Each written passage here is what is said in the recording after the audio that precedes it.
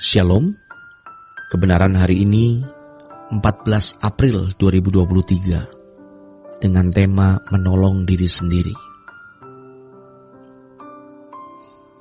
Bapak Ibu Saudara yang dikasihi oleh Tuhan, kita harus selalu ingat bahwa kita tidak bisa melindungi diri kita sendiri.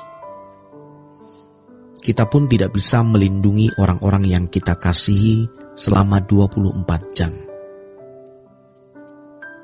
Terhadap diri sendiri saja, kita belum tentu bisa melindungi. Mengapa? Yang pertama, karena kita terbatas. Kita tidak maha kuasa dan maha tahu. Kita terbatas. Memang, waktu kita sehat, banyak uang, memiliki relasi pejabat dan aparat keamanan, kita merasa ada di atas angin. Namun jangan sombong, karena kita terbatas. Yang kedua, keadaan bisa berubah setiap saat di luar prediksi kita. Beberapa hari yang lalu, ada berita mengenai aktivitas anak Gunung Krakatau. Pemerintah mulai melarang berlayar di sekitar anak Gunung Krakatau.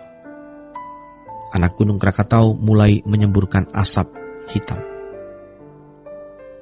Coba kita ingat lagi sejarah di mana Gunung Krakatau pernah meletus, yang konon abunya sampai ke Eropa, pesisir Sumatera bagian selatan, Banten, dan Jakarta. Bayangkan betapa mengerikan. Tak terhitung jumlah korban, uang, dan harta. Itu adalah salah satu contoh keadaan yang tidak terduga dan keadaan yang bisa berubah setiap saat. Tetapi segala sesuatu bisa terjadi karena negara kita ini rawan terhadap erupsi gempa bumi. Ini belum bicara mengenai krisis ekonomi, krisis sosial.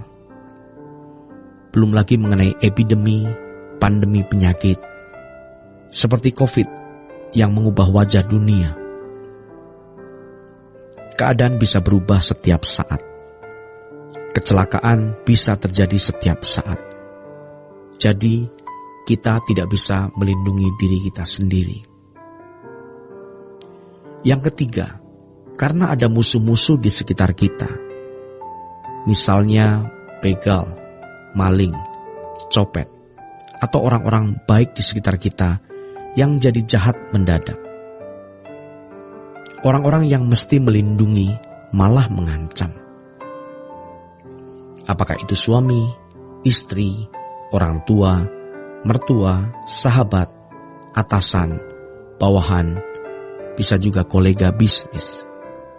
Siapa saja bisa jadi ancaman. Dan tentu musuh yang paling mengerikan adalah kuasa kegelapan. Berikutnya yang keempat, karena kita akan mati dan menghadapi kekekalan. Jangan hanya mendengar khotbah yang mengenakan telinga, tetapi mari kita mendengar hal-hal yang realistis. Yang seperti ini tentu bisa tidak menyenangkan, tetapi melengkapi kita untuk menghadapi hari esok dengan baik dan benar. Nah, karena kita tidak bisa melindungi diri kita sendiri, maka kita harus mencari perlindungan. Saudara yang terkasih, setiap kita pasti mencari perlindungan dari Tuhan. Benar, tetapi apakah kita sudah sungguh-sungguh mencari perlindungan dari Tuhan? Itu yang pertama. Yang kedua, apakah kita orang yang layak menerima perlindungan Tuhan? Artinya, apa yang harus kita lakukan untuk memiliki payung perlindungan dari Tuhan? Kenyataannya, banyak orang itu sombong. Kesombongan itu berakar karena ketidakpercayaan. Kalau kita percaya Alkitab adalah firman Tuhan, maka apa yang ditulis di Alkitab, yaitu langkah jejak Tuhan yang ajaib, yang luar biasa, bisa kita alami sekarang. Sebab Allah yang ditulis di Alkitab adalah sosok yang bukan hanya ada dalam cerita atau ada di Palestina, tapi juga di dalam hidup kita. Allah yang harus kita alami atau kita hidupkan di dalam hidup kita. Kita harus menarik pengalaman tokoh-tokoh iman di dalam perjanjian lama maupun perjanjian baru ke dalam hidup kita hari ini. Jangan sombong. Hari ini orang lebih merasa aman jika punya uang banyak, memiliki relasi pejabat atau aparat keamanan daripada punya Tuhan. Kenyataannya, orang memburu uang, kekayaan, jabatan, lalu mengabaikan dan melupakan Tuhan. Kalau untuk kegiatan-kegiatan lain, dia sediakan waktu, tetapi untuk Tuhan, tidak. Lalu ia meminta perlindungan Tuhan. Apa patut itu? Dalam Yakobus 4 ayat 6 dikatakan, Allah menentang orang yang congkak, tetapi mengasihani orang yang rendah hati. Orang yang rendah hati adalah orang yang menyadari secara penuh bahwa ia tidak bisa hidup tanpa Tuhan. Ironis, tanpa sadar, kita telah menjadi sombong. Kita bukan meninggalkan Tuhan sama sekali. Kita masih berdoa dan melayani Tuhan. Tetapi kita tidak sepenuhnya bergantung kepadanya. Itulah kebodohan kita. Tuhan mau menolong kita. Yang pada akhirnya, kalau kita sepenuhnya bergantung kepada Tuhan, bukan sekedar masalah kita selesai, tetapi supaya kita sampai ke surga. Itulah intinya. Kerendahan hati dibangun dari kesadaran bahwa kita tidak bisa menolong diri kita sendiri.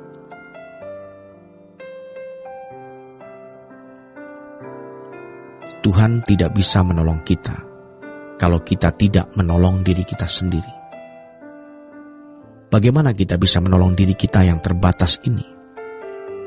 Hampirilah Allah, belajarlah kebenaran, bertobatlah dari semua dosa, dan hidup sekudus-kudusnya.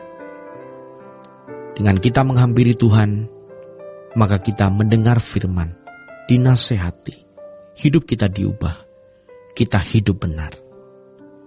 Sehingga Tuhan pasti melindungi kita dan melindungi orang-orang yang kita kasihi. Saudara yang terkasih, orang yang hidup di dalam dosa adalah orang yang tidak layak dilindungi. Dengan kata lain, Tuhan tidak bisa melindungi orang yang hidup di dalam dosa. Jadi agar kita bisa hidup di dalam perlindungan Tuhan, maka kita harus menolong diri kita sendiri dengan cara menggerakkan diri kita dengan mencari Tuhan. Jangan tunggu ada masalah baru kita mencari Tuhan. Masalah pasti selalu ada. Tidak mungkin tidak. Tetapi mari kita mendekat, melekat kepada Tuhan, hidup di dalam perlindungannya, dan akhirnya sampai ke surga. Kalau proses ini berlangsung dengan benar, maka kita akan sampai pada sikap hati mengingini Tuhan saja. Demikianlah renungan pada hari ini. Tuhan Yesus memberkati.